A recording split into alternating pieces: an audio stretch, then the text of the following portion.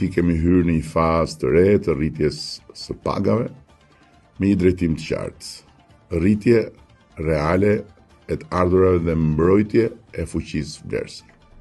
Dhe këtu nuk bëhet fjalë vetëm për pagat nominale, të cilat nga paga minimale në shkallë vendi janë rritur në 500 euro apo në mesataren e përgjithshme kanë arritur në rreth 10% me një ritëm të qëndrueshëm si në sektorin publik ashtu dhe në atë privat.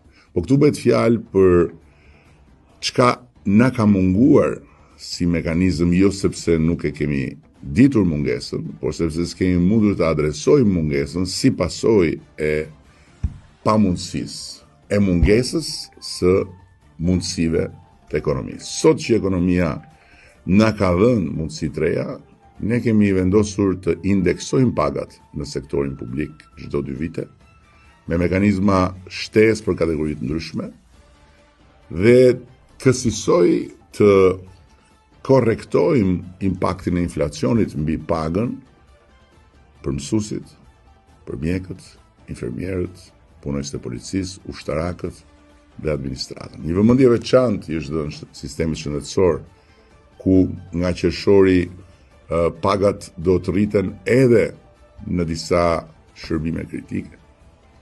Mjekët e urgjencës do të trajtohen në të njëjtin nivel me të tjerët edhe për sa i përket rojeve, që janë një ngarkesë ekstra, ndërkohë që shtesat konkrete do të arrijnë në 18.000 lekë në muaj për mjekët dhe 12.000 lekë për infermierët dhe teknikët, shoqëruar me paga më të larta për turne dhe një sistem të ri vlerësimi për përvojën. Është një ndryrje drejt për drejt aty ku përgjegjësia është më e lartë dhe ku sistemi kërkon mbështetje të përditshme.